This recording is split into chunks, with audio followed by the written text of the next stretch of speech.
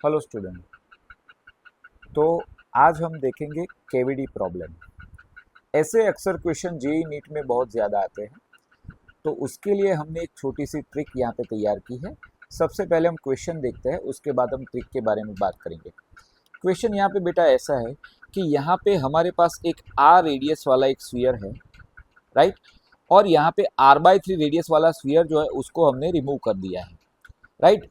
तो यहाँ पे जो सेंटर ऑफ मास है वो कहाँ पे शिफ्ट होगा, तो हमें पता है बेटा कि यहाँ पे अगर हमने रिमूव किया है तो इसका जो सेंटर ऑफ मास है तो वो लेफ्ट साइड शिफ्ट होगा। बट वो कितना शिफ्ट होगा, तो उसके लिए हमारे पास एक फॉर्मूला है कि shift of centre of mass of the remaining part is equal to r upon n into n plus one.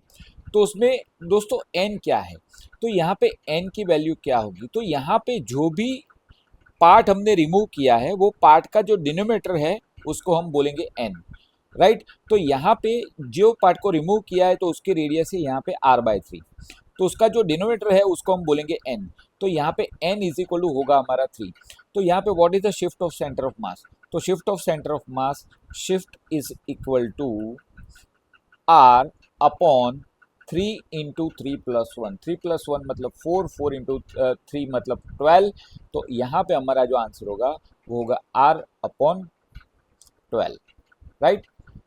तो ये फॉर्मूला का यूज करके हम थोड़ा सा टफ एमसीक्यू देखते हैं, राइट। यहाँ पे बेटा क्वेश्चन में यहाँ पे आपको ऐसा दिया है कि यहाँ पे हमारे पास टोटल 28 सेंटीमीटर का एक स्फीयर आपको दिया है, मतलब कि जो ओरिजिनल स्फीयर है उसकी रेडियस यहाँ पे हमको दी है r is equal to 28 centimetre, ठीक है। यहाँ पे हमें ऐसा बोला गया है कि मैंने 21 सेंटीमीटर का जो स्फीयर है उसको हमने रिमूव कर लिया है, तो यानी जो रिमूव्ड पार्ट है तो उसकी जो रेडियस है r dash is equal to यहाँ पे है 21 सेंटीमीटर।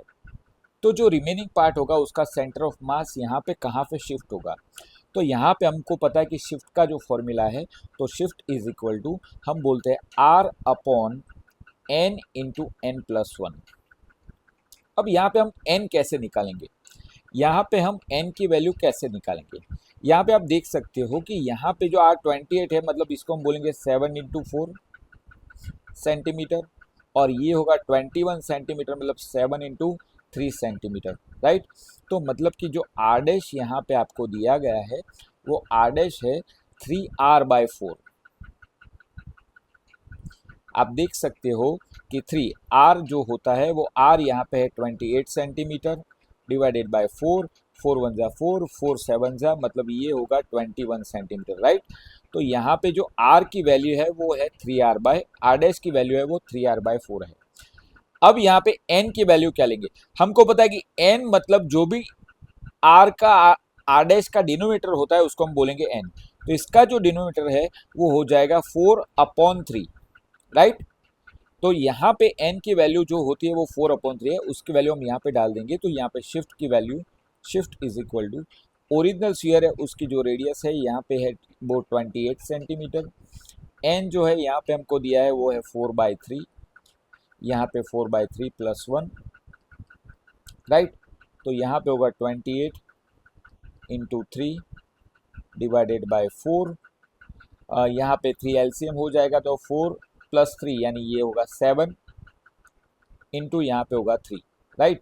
तो यहाँ पे 7 1 जा 7, 7 4 जा 28, 4 4 यहाँ पे कैंसिल हो जाएगा, 3 3 जा 9।